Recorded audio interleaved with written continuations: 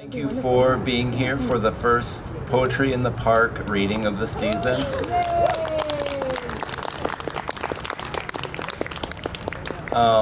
And kicking it off on a real high note. So really thrilled to welcome Oliver Krawczyk, Louis Freedman, Kimberly Alidio, and Stacy Szymaszek. So it's a Woodland Pattern, heavy kind of thing here. We've got a lot of friends. So that's exciting. Okay. So I have a few things to say at the top, and then I want to get the poetry rolling. But my name is Mike Wendt. I'm the programming director at Woodland Pattern in River West, which is where we're here from, in case you don't know, or if you do and you need a reminder. And I'll say more about that in a moment. But before I get to the announcements, I do want to begin with a land acknowledgement and say that we at Woodland Pattern acknowledge that here in Milwaukee, we live and work on traditional Potawatomi, Ho-Chunk, and Menominee homelands along the southwest shores of Michigami, part of North America's largest system of freshwater lakes where the Milwaukee, Menominee, and Muhheaconneok rivers meet, and the people of Wisconsin sovereign Anishinaabe, Ho-Chunk, Menominee, Oneida, and Mohican nations remain present. We further acknowledge the grave evil colonialism introduced to these lands through genocide as well as slavery, but also via racist and xenophobic beliefs, laws, and practices that continue to inflict harm upon Black, Brown, and Indigenous lives. We honor those who have lived and do now at these intersections of identity and experience and are committed to the active dismantling of white supremacy.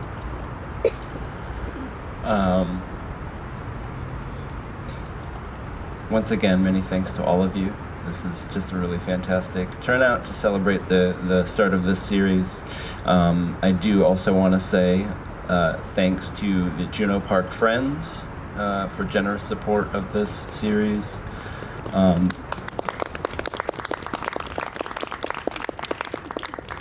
Juneau Park Friends are also our friends, so that's great. And the National Endowment for the Arts, so NEA, thank you. And Bob Hanson, who's not here this evening, but has been a supporter of this series and Woodland Pattern writ large for quite a long time. So, many thanks to those sponsors. Speaking of sponsorship and support of Woodland Pattern, I will say also that we present our programs by and large on a give what you can basis. We are a nonprofit, so your individual support goes a long way towards sustaining us. So if you are in a position to give what you can, I hope you might consider doing so at the book table here. But mostly thank you for being here and creating this space with us, which is its own important form of support. As I mentioned, the book table, redirecting your attention there once again, where we have books by Stacy, Kimberly, and Louis, among other information about Woodland Pattern and so on. But you should probably, I think one of each at least, would be good before you go. Not to tell you how to shop, but and then beyond that, so if you don't know, if you or need a reminder, you can find us again in River West at 720 East Locust Street, which is where Woodland Pattern is and where we usually host readings. We're open Tuesday through Sunday from 12 to 7 p.m. So come see us there too when you can, and stay tuned for summer programs, including the rest of the readings in this series. Okay, that's plenty. That's more than enough of those announcements. And now I'm really excited to welcome Oliver Krawczyk, who's a poet who grew up in Milwaukee. He is a guest literary judge and current interviewer for Table Feast Literary Magazine. He's published in the West Review, Lullwater Review, and elsewhere, as well as Hope is the Thing and Listen to Your Skin anthologies. He enjoys participating in karaoke when he's not at work. I don't know, maybe I would love to hear that. But for this evening, I'm really excited to hear some poetry. So, Oliver, thank you and welcome. Hello, everyone. Can you hear me okay? Mom, can you hear me? Yeah, okay. So the first poem I'm going to read, I actually was inspired by writing a magnet poetry at Locust Fest. So I made a little poem out of it. It's titled Messenger of the Vernal Equinox. We hold the delicate spring. His sausage dress is to the sinister side like a dandelion shaking, the yellow head unfurling to seed that floats in the zephyrous wind. Invasive, this desire to grow feels like a grip against bloom. Torment petals, torrential rain, pellet hail, collect small trinkets, this mania of give and take. Don't let the idea of grace stifle a cough, sneeze globs, and let Apollo change your life. There we go. Yeah.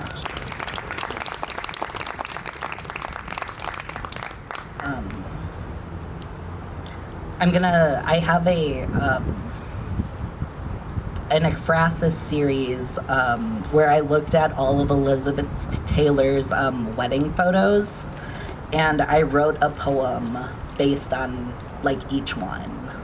And I'm just gonna read one of them. It's when she got married in 1976 to Senator John Warner.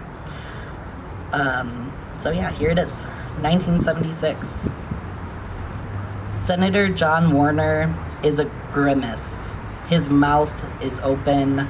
No one told him his tie sits askew. December was chilly that year, so Taylor wears a purple head wrap. Her jacket is thick and lined with fur. Her hands are covered with gloves. Her skin only shows on her chill-flushed cheeks. His senatorial run outlasts the happy marriage.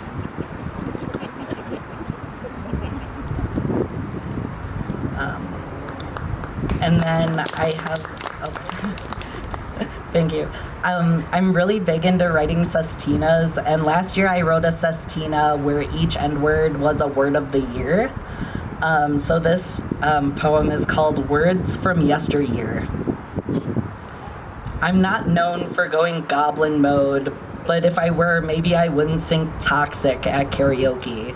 Maybe I'd have less selfies and not waste time on the patio. Yes, I'm vaxxed, and I'm not dripping with Riz. Some think that there's a state of mind to Riz, that there's no time to go goblin mode at home or suffer from chronic FOMO. There's no vaccine for that. Some think the yearly jabs are toxic. Elders say this as the next generation vapes their way to success and grabs a selfie for Be Real. Elders keep their selfies on Facebook. Maybe they do have Riz. I don't vape when I'm in goblin mode. Maybe I'm full of the toxic chemicals, and maybe I like it. I'm fully vaxxed, at least. And there's a vaccine for everything. If a selfie can't fix the problem, is it worth the toxic circles we spin around solving it? Riz helps with conflict resolution. Introverts in goblin mode would rather die than face you while you vape. I've been in goblin mode for 3 years, and life has been full of toxic Riz. Maybe there's something to be said of goblin mode and vaping. I wouldn't know. Mom, I wouldn't know. I'll vax my existence with an abundance of selfies to show I was here. And I have one more poem tonight. This poem is published at Table Feast. It's titled, The Poet Finds Themselves While Cherry Picking with Their Catholic Family. And it was inspired when I went cherry picking with my family. Weird. I crossed many borders to get to the lowest point of Michigan to arrive late in the season. The small red fruit and its juices leak to our hands and down our arms, our elbows, a sticky residue of no regret. I bind my chest. We bend branches down so we can reach.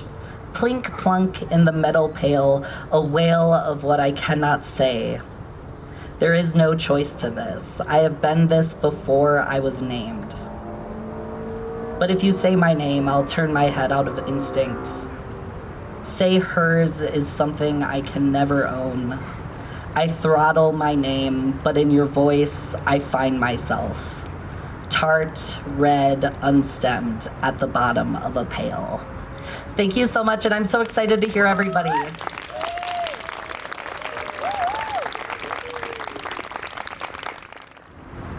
Oliver, thank you so much.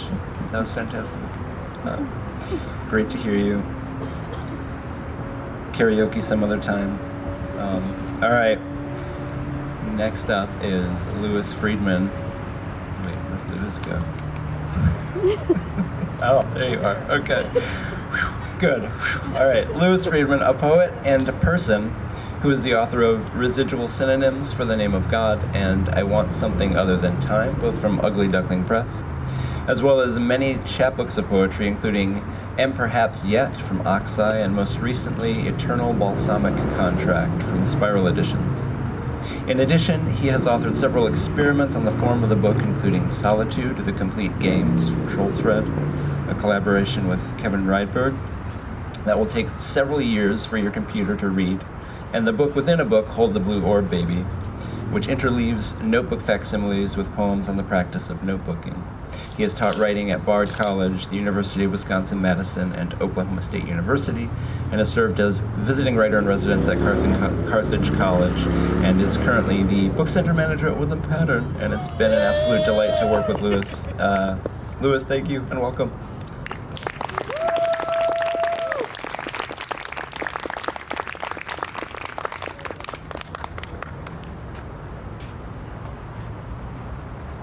Thank you. With all my heart, thank you. We will start with cheese. We will start with grapes. It feels miraculous to be relaxed and goofy here. Loose in time as the song lazes over us. And though we don't forget how the worst shadows us, is even now shredding our shadow face, it's enough.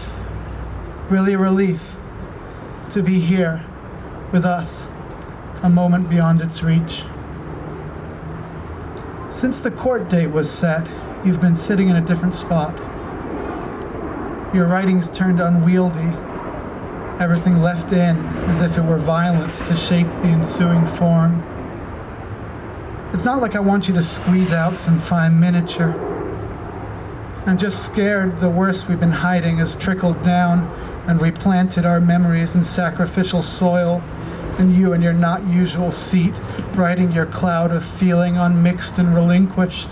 It fills our air with unendurably bad odds. Once we lived by a small town water tower, and it was next to an Army Reserve base. Once we lived by the botanical gardens and would pass through them daily. Once we lived by a graveyard, and once by a lake we could see from our porch. These lives haven't forgotten us. We who join in a sleep we are halved by, who immerse them in a faraway sink to hold ourselves off, while we get replaced like a front door which scrolls down to refresh its location, a yesterday forgiven in today. And I'm telling you this because our hopes imagine some tweak in the number of lived moments of peace to pain could save us. But it's not a balance which makes us vessels for each other's property. And there's no hope for ease, not dunked already in a wealth trap network of looking away. The pulled down power of our minds restores a higher purpose, but a dense embroidery of fingers replaces the fabric I feel myself working for sense, so that I don't know which of our received warnings are truths to keep us uncrushed, and which are moralizing blots we fling to forgo the bursts of our hapless complicity. Our refuge is to take in small stray doses of our contact with death as truths which echo in our corresponding null sight. Our refuge is to be lost in a pleasure of feeling our agency through the purchase of things. But don't figure the whole when the part's gone so wrong. Say that in our face is a friend who loves understanding, a guide who delights in our strangeness, enjoys a long walk, loves a simple sandwich. So I'll read two more poems in this series of poems that I don't know what to say about at all. But it's a series of poems. And maybe I do. I could say it uses psalms as an intertext in some way, or it's trying to write some form of the psalm. But I don't know what that means to try to do that exactly. Inaugural harm. Why do we say the nation is feeling? Nation emptied out to flatter its purpose. Why does it hide its receipts in our instrument? It's beyond annoying to see the president tonight lapping himself up in our presumed togetherness. A sick whisper underlaps his speech, a thin echo puking on its tail as he talks up the righteous violence of this nation's wars. It's like the void of others' deaths, called to as sacrificial loss, is a malleable ambience in his mouth, is boring a hole into nothingness and would have me feel I could choose. But look how I miscombine a mumble, prepare to continue to begin again, confuse my reflection beyond all credulity, ransom my future to its early release. Let's say this is about our graves above ground and what can't be viewed to find out nothing about next. It points us to play what's happening inwards, while the increasing power funnels headlong its dark messages through our open harps.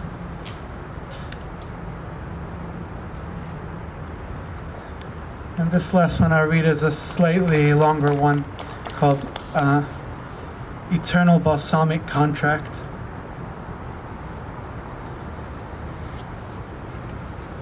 Forever, a concept gets lost serving speech. And though the register of poetry with its high sighs might throw a giant eternity pressed into the sky towards a day that will save it, at each tremor a palm reaches in and empties the till, steadies the shake. Look, it says, imagining the composition before it was wrote. Your strength is in your kindness and understanding, which exceeds what we sell. Okay, I say, farting on a rock and sealing the sound with song. Misguided, too, as though poetry could renew the witness into wonder and avert the exploitation of work. I don't know.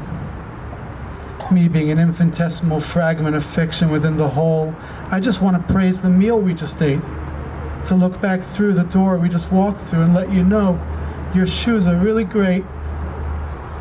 I see the same enemy expand forever, map the uninhabited to leave it taken, while we keep signing what's left, singing in a blue chorus of blue bruised lips, cooing bright blue rounds. Is every single spot on earth a recursive ring we're caught in, a recursive ring we really don't remember, never having been anywhere but this recursive ring? The machine picks up. A message is left. Image of a comet passing through the night sky, its reflection in a river running through woods. It looks so drawn and cartoony, and same enemy brands it our eternal logo, writes it on the crumbling page, works the circle recursively to arrive there before us, percussively tunes it to move like power. And it sinks me to show this negation repeat in my voice from as rising form. Apparition of our dissolving face, vaporized, only to wriggle like sample smoke into ears now gone. I mean, there's this noise right before we feel the earthquake, a crack, like some secret tectonic intelligence below the mesa is focusing a shriek and cries out, "You pieces of shit!" A tiny headache for weeks. Air leaks out our lips, making low preparatory sounds for speech, but the utterance won't collect. Little fiery coals swish around our mouths and pool in a gargle. Bleak testament this, and fodder for our future jokes, tossing bleak into breeze to watch it swing upwards.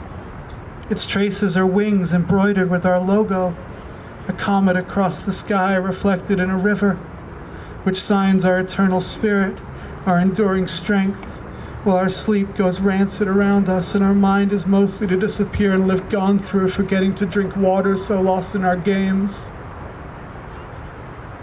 But if the thunder and lightning and everything up on high, which gives the storm its voice, gets blown out down here in commercials, then why do I repeat it as the crisis of our move? As though if even half of eternity could be delivered in pizza instead of sky, it'd be warm on arrival. A spell of half smiles writ like distant lightning on my face. Is it that when only the forces we oppose can save us, we feel grateful to them, while hating the great which covers our hate, moving in an onwards which precedes the day will confront this, singing eternity be the clock which defers this? I went out to the street and laughed because look at us, morphed and humped by our same enemy deferrals, empties of a self-extraction whose ceaseless hand gestures dig a grave we've sat down in, guarding its borders as though our value was on the line. If we could just admit how we aren't humans, but our radic shaking idea of human, then might no bad thing befall us. Might we grow up perfect as that ancient cedar tree across the street with its rock-hard abs? I mean, imagine a gigantic snow globe as somehow a tautology. This is how forever sits in me, when my middle goes numb and I must squint to stay inside. It's because we theorized a candle, which burning eternally can only be reached by thought, and so bends under our weight until it goes out while the image of its glow remains. And I practice saying to my mirror, like goodness good, the good stings simple because it's simple, and like clarity clear the clearing to accept a path. And I winnow this by repetition to a protective syrup which travels with me, having sealed my passage in a drop. And are not our protections also our lonelinesses? And at Bernie's rock shop on Johnson, I asked, what's the cheapest good crystal you got? I'm hoping this maze might be. How in a world so vast of distributed difference, our hands have trained the heat and words to weave a guessing net around our endless strangeness, the mutual muddle of carouselhood which swings us all around us. This is why we chase ourselves until we see we won't return, not until we serve our hidden prison. Like same enemy gave me more sleep than I could sleep, and through the dust of a half-dream drifted our logo, comet in the sky mirrored in a river, for we are the children, a voiceover says, of the children, of the children, of the children, of a sense of accreting endlessness, and a scoring system posed as self-access, and this collision bears a being non-materialized, not to us at all. If we'd lived like rocks for real, there would be room for a higher tongue, a prophetic rock to prepare us for forever's fall, the loss of forever's immunity. But we've lived like jackets buttoned up over a glowing report of our birth, and held down birth pang interiors fall through a voice, unmapping a dispersed and exploded time. I'm grateful to you for not holding this against me, and also for signing the poem at its end. See below? If we were to stack our praises in a tower and make ourselves soak and wash them, we'd find an endless need rinsed clean, sparkling unfit our endless far strangeness. Your signature here.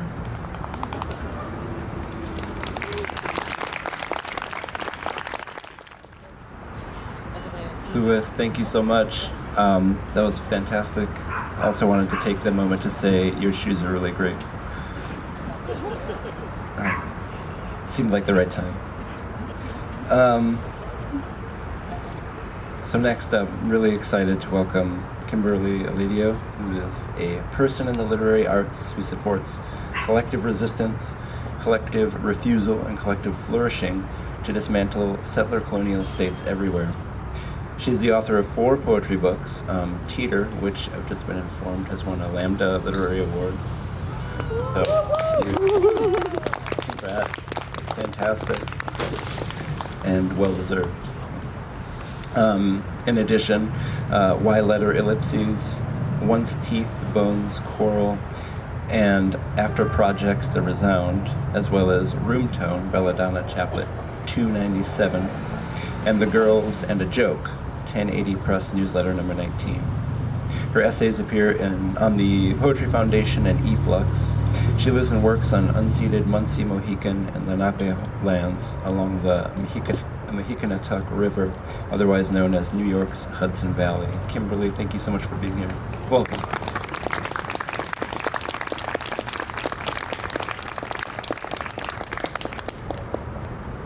Hey, it is super tremendous to be here. Thank you so much for coming. Thank you, Woodland Pattern, Michael. I'm going to begin with reading from the book that's going to come out next year, called Traceable Relation.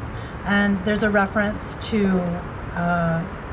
the old French New Wave film Cleo from 9 to 5. 5 to 9? 9 to 5?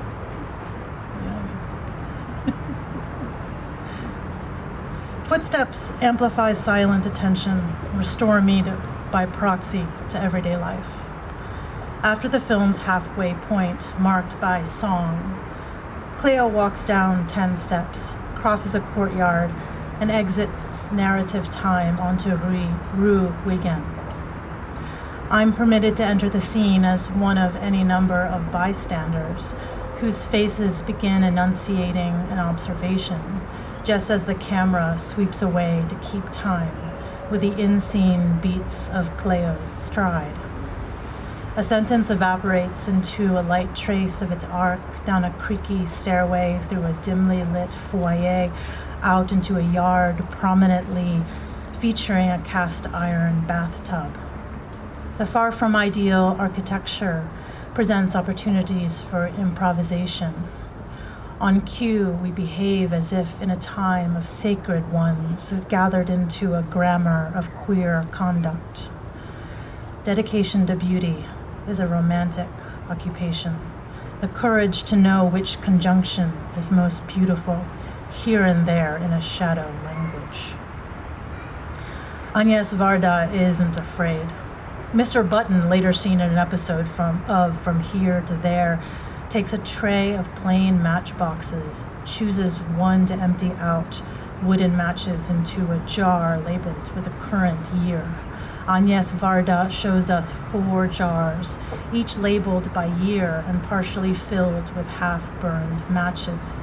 The sentence isn't an etching in the way a poem line inscribes and interrupts a surface.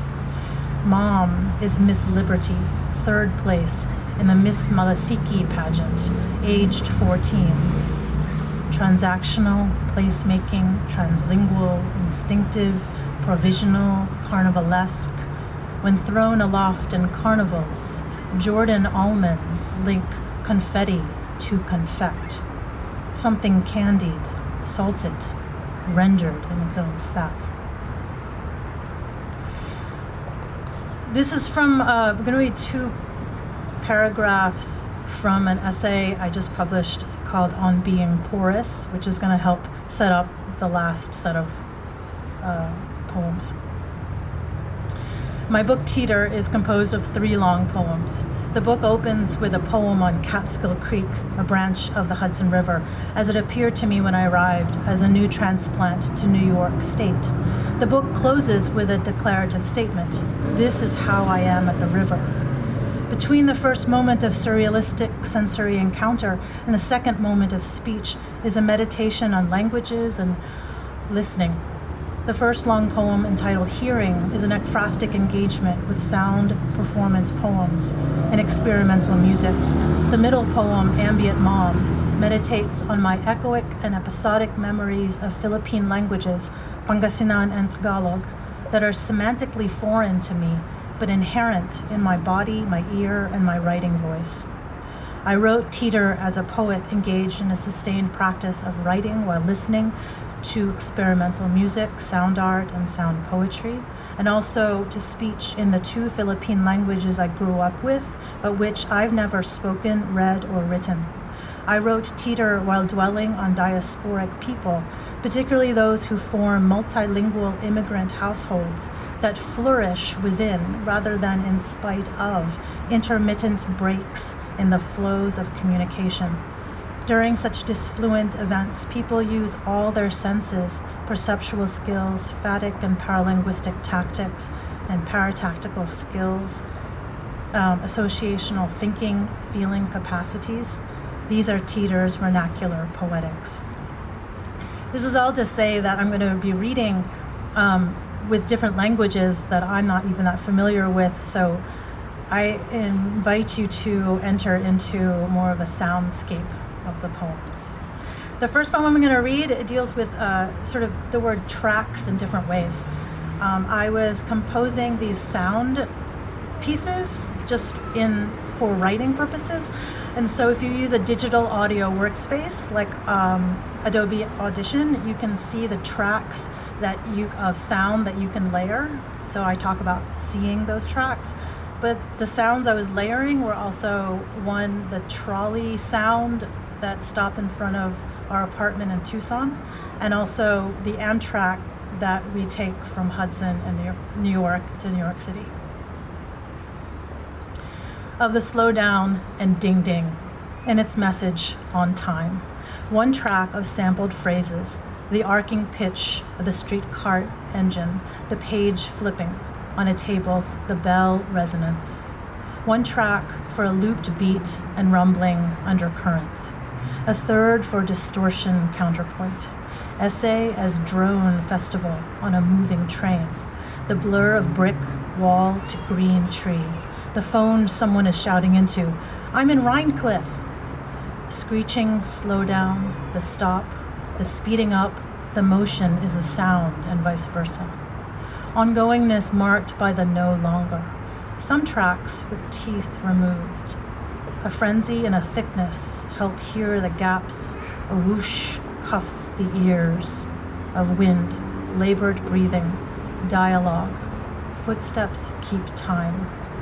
The ear's repertoire with varied fluencies composes footsteps, streetcar bells, bird calls, cicadas, and engines as speech modulators.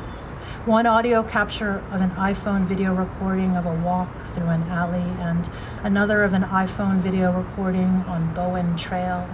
Isolated vocalizations, bird imitations cut with laughter, then graphemes suspended in negative space.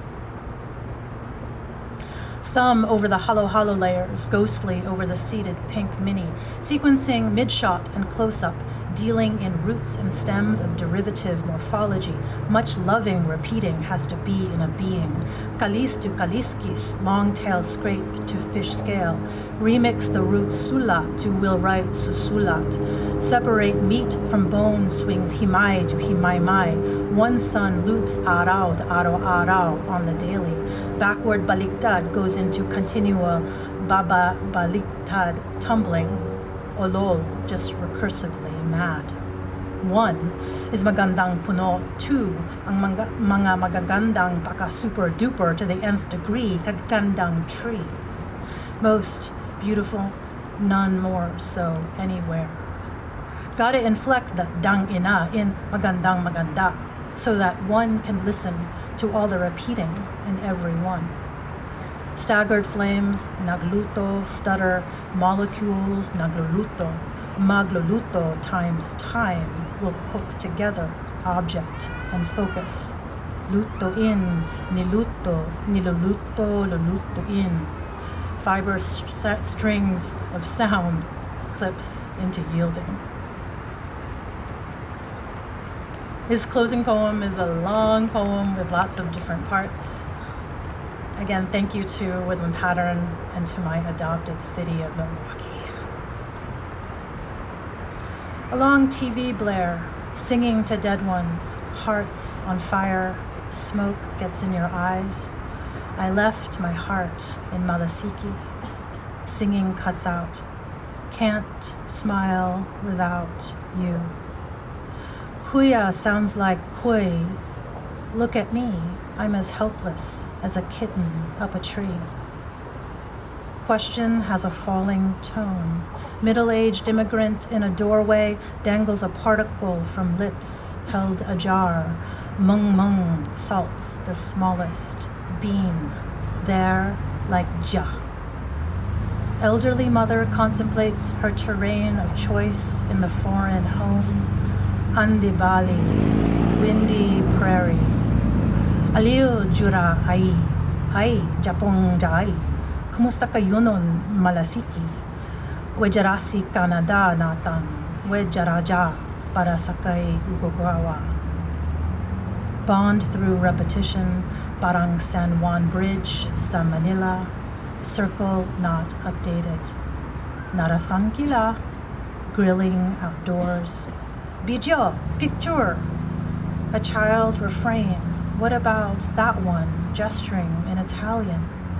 Loud noise, open buffet, spoon scrapes, literally. Cluck and flap, shake camera. Nakaonyan? Konti konti. Men kiss each other on the cheek. Eggs, successful natin. Tenay tenay. Interminably elongate delight. Oy, ngayon, aujourd'hui. Ang bitil sa panaon natan. Bet, I, nut, spit. Echoic sweeps, gleam sing-song, company boss sold the house, sentimental staff left atrium bare of mothers, plants, extended family around a long gray rattan box, greet the components of baby sister, put arm in socket, head on torso, Xmas green electrical plug out the back of head never to close. Assembly tender and ceremonial. Open eyes. What's happening? You are taking form. Tremble before waking. Wondrous. Careful. Careful. 6:36, a paved rural road. 5:30, a woman in white shift dress, crowded bridge. 4:40, early morning, the red-breasted princess. 3:15, a street in front of a church in Cabaloan, Tansaray, Anak Banua.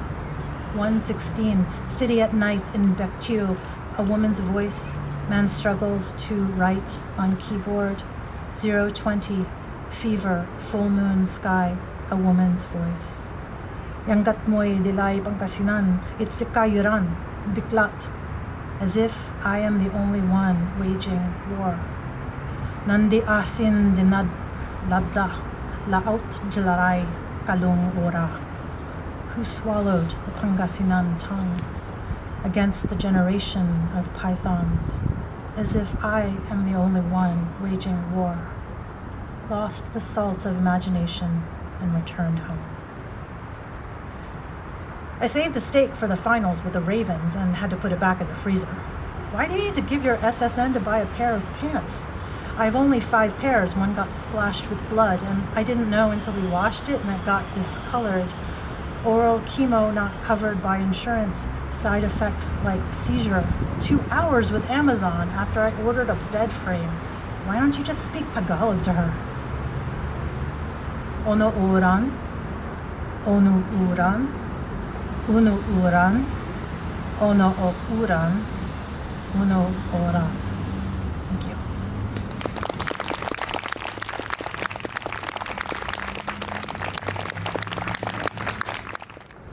Kimberly, thank you so much. That was fantastic. And now, super excited to welcome Stacy Szymaszek, who's the author of 7 books of poetry, most recently the Pasolini Book and Famous Hermits. Their book Essay will be published in 2025. They are the recipient of a 2014 New York Foundation for the Arts Fellowship in Poetry, a 2019 Foundation for Contemporary Arts Grant in Poetry, and are a 2024 MacDowell Fellow. They have served as a mentor for Queer Art Mentorship and the Project's ESB Fellowship. Szymaszek worked at Woodland Pattern Book Center. Heard of it? From 1999 to 2005, before moving to New York City to work at the Poetry Project at St. Mark's Church, where they were the artistic executive and executive director from 2007 to 2018. With her partner, who you just heard. They live in New York's Upper Hudson Valley on the sacred homelands of the Munsee and Muhheaconneok people, who, due to forced removal, reside in northeast Wisconsin as the Stockbridge-Munsee Community. Szymaszek is the development director for a small organic farm, where they are also a volunteer cow groomer, which sounds really nice. Please welcome Stacy. Thank you for being here so much.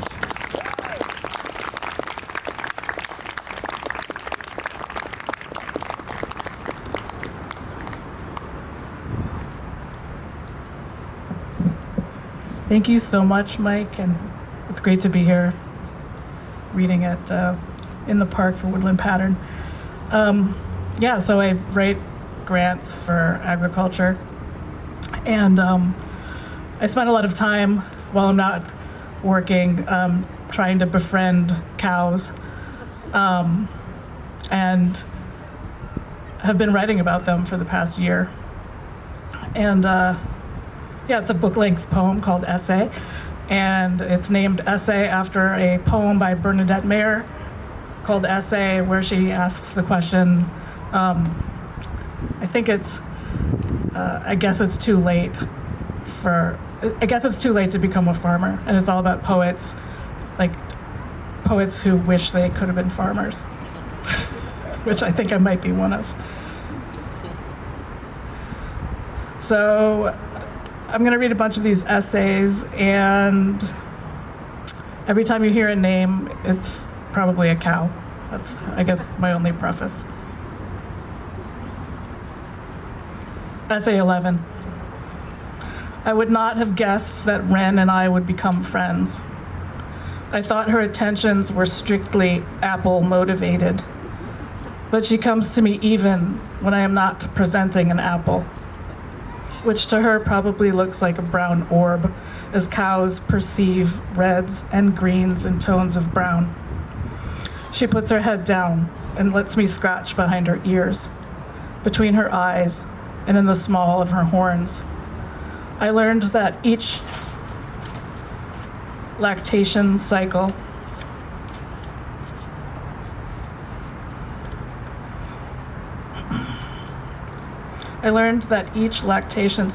leaves one ring on their horns when they are allowed to keep their horns. Wren has at least 5 rings on her enormous horns, which will continue to grow as long as she lives. They are warm with blood flow and full of inner air space that connects to her sinuses. Yesterday she took the apple, but let it drop out of her mouth twice, then followed me into the sun and closed her eyes. I could hear her breathing, so started breathing with her as I had been tense all day. She started lightly snoring, still adjusting her ears to the sound of the piglets screeching over old bread. The calf Wren is carrying was sired by a bull named Hansel. His sires have been stillborn or coming out with bad placements, giving the cows difficult births. I worry for Wren, who is due in January. Essay 14.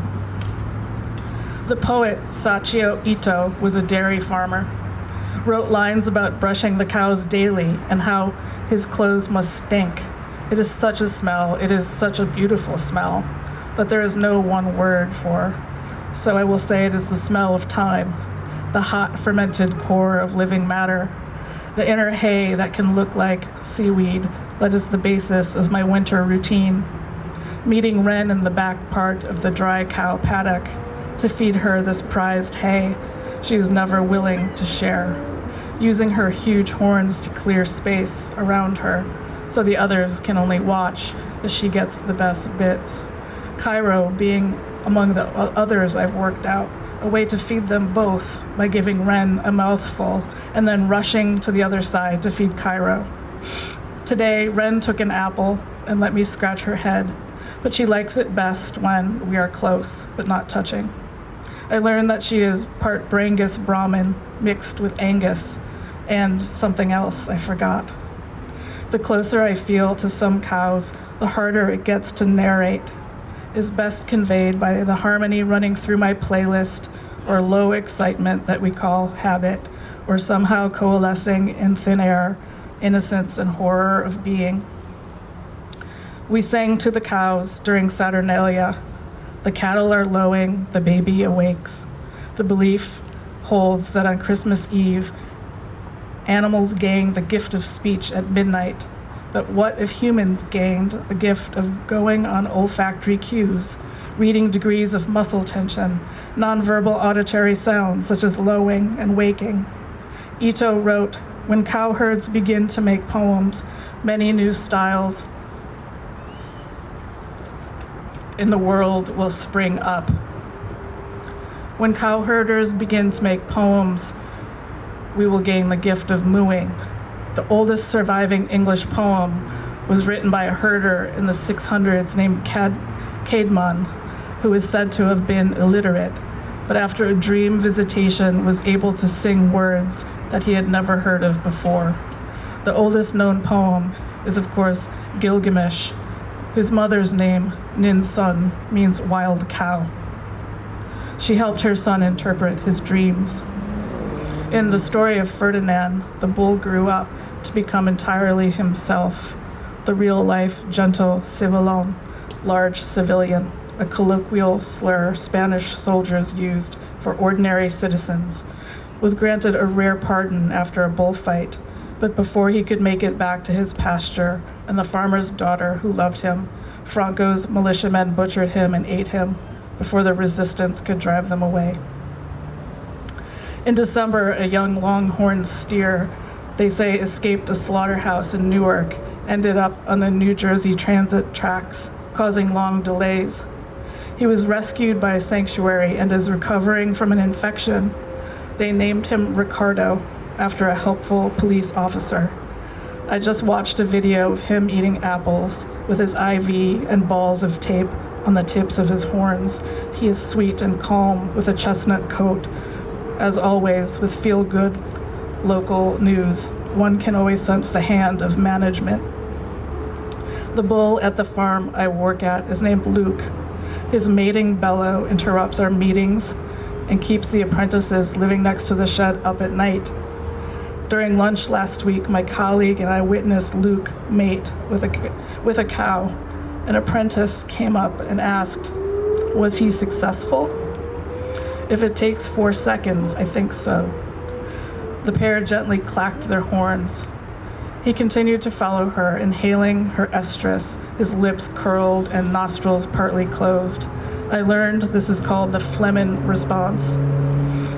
In the chaos of mating, I still kept up the effort to comb Donut, whose long winter coat has been patchy due to winter's lack of vitamin D. The hierarchy kicked into high formal, the rhythmic body sweep of the feeding stalls, such that Donut and I had to continually re-find each other every few minutes.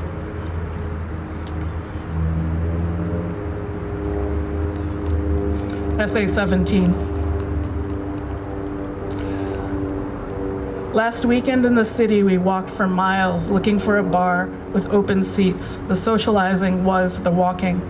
I started to experience my body without aches, or all ache was focused on my right big toe. I had known full well it was a risk to wear new boots. There were 4 of us walking 2 by 2. I was continuing a friendship-long comedic back and forth about a future, always a future where we are old. All conversations will be about hips. The weekend before, my partner and I also went to the city. I still haven't quite shaken a pensive protean feeling that I get as present experience grazes on ghostly mortar. Not unpleasant. Both old-fashioned and futuristic, looking for the innkeeper who recognizes us as poets and offers us wine. I go to the city to let time have its way with me, till the train whistle blows and I return to a new way of living. I reappeared on the farm, limping into my routine. Wren was no longer in the dry cow pen. I found her in with the herd. I was told because it is warmer for when she gives birth, any day now. Donut was moved in with the teens with a weaning ring in her nose, which I learned was a miscommunication, a redundancy to separate her from nurse cows and give her a ring. She looked miserable and so low in the new social order, she couldn't reach me. I didn't see Libra, who I had grown fond of after days of her coming to me and lowering her head for scratches. She often would come up behind Donut as I combed her to run her off. Donut, who moved aside at precisely the last second without ever looking behind her, living by ear, living by tremoring earth. The last time this happened, there was an electric wire between us that we all know how to navigate. But that time a string of Libra's saliva connected to my glove and hit the wire, causing a shock to both of us.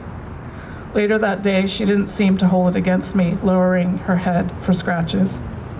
I have learned it is a good idea to look behind me when I walk away to see the animals in the wake of human presence. This is how I saw Libra staring down Donut, who meekly held her ground. Sometimes it's like farm telephone here, and I get things wrong, such as Wren's sire was not Hansel. The trailer I saw could have been moving cows to be bred elsewhere, and Donut might be adopted by an apprentice who wants to farm land further north. When I asked him about it, he seemed non-committal. The kernel of truth is there, but often things don't pan out in dreams for cows becoming pets. I have been advocating for prioritizing the removal of Donut's weaning ring. One morning, an apprentice and I climbed into the teen pen and tried to hold her still so he could unscrew it. But she said, hell no, and was testy with humans for a couple of days. There is so much to do on a farm that is crucial. So I keep nudging, and perhaps this weekend they will get her into a halter and remove it. My friend on our city walk commented, "We are so far from where we started." He asked me, "Do you actually raise money?" And I said, yes and no, just like a nonprofit. My partner said, all we can handle is gentle cannabis with tiny sips of alcohol. We talked shit till the last 10 minutes on a busy corner where we checked in on well-being and said something about poetry, something that none of us fetishize. Nothing saleable is produced from the walk, nor the friendship, nor the poetry. I like to be as useful to a poet friend as a walk in search of a bar in New York City on a Saturday night. My partner reminded me of the country mouse and the town mouse, one of Aesop's fables, where the city is dangerous. Better beans and bacon and peace than cakes and ale and fear. Now fear is everywhere, maybe especially for the American citizen in silence. On Friday, I wrote the word pharaoh when I meant to write fallow, enlisted to help write website content on the prehistory of the farm. A litter of pigs is a pharaoh. Fallow is letting the land rest. Like the best of friends, Wren makes me laugh. Like we're in a skit where a spy tries to conceal themselves from the one they are tracking. Whenever the subject turns around, the cow spy is in a different spot, standing still with a neutral visage. She is a mountain of a cow, a grandness that is impossible to convey in photographs. She is high in the social order and gets the best bits of food. She is 2 days overdue. An apprentice told me she is also fat. When I combed her in her stall, I said in a sing-song voice, "I heard you're fat," pulling the curry comb through mud and bird droppings along her right side, where her calf is growing. "I'm fat too. Then there's a pair of us." She's bagging up. Her udder is filling with milk. I moved on to linguine, who sometimes doesn't like to be brushed. I started massaging her butt and she lifted her tail, a sign of relaxation, and let me clean her up. She might have been one of the cows that had a stillbirth. She's a smallish red brindle with sweet pink skin around her eyes. Sometimes I only have a few moments in a workday to be with the herd. A moment is a medieval unit of time lasting about 90 seconds. The moments are connected via the walking route I devised to say hello to the myriad of places the cows can be. Similar to walking in the city, I feel no pain. No cold keeps me from my work. No amount of mud, which is a lot of mud, no foul smell is foul to me. I think it is like loving anchovies, lafrague, cruciferous vegetables, or taleggio. The older I get, the less I can sit, not even to write. My language wants the heat of physical movement, walking, as in guarding my resources. One day my boss said, "Don't go anywhere," knowing without his request, I would likely go somewhere.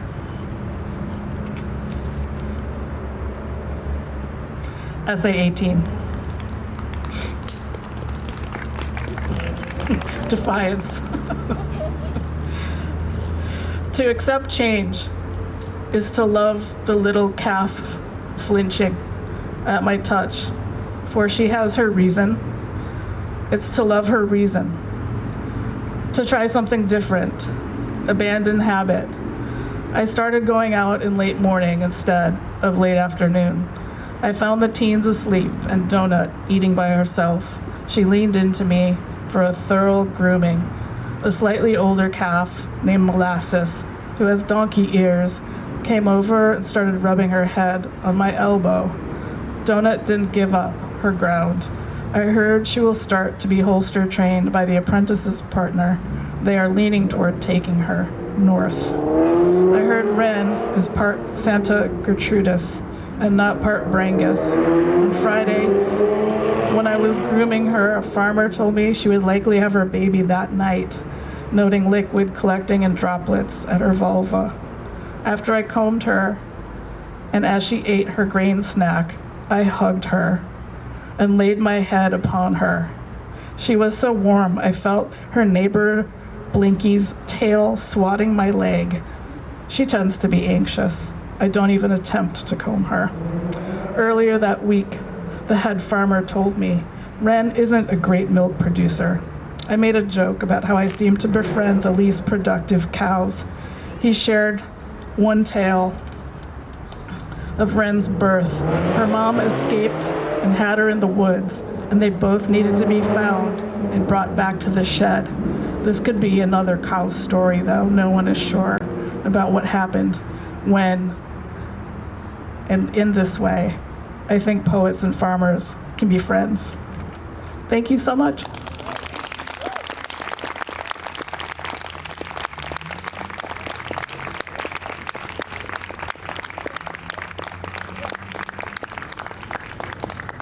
Thank you so much, Stacy, Kimberly, Lewis, Oliver. One more time for everybody.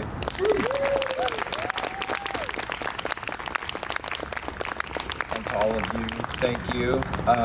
And I just want to say three things, I think. One is come see us at the book table and check out those books. Thanks, Allison. The other is there are two events I'd like you to come see. They're both at Woodland Pattern, or come join us for. June 28th is our monthly open mic, Resound Return, 7 p.m. So please, I hope you'll join us there and bring your poems or writings, or just, an appreciative spirit and enthusiasm. And then back here, so that's at Woodland Pattern, June 28th, 7 p.m. Back here, 6:30 on July 9th, second Tuesday of July.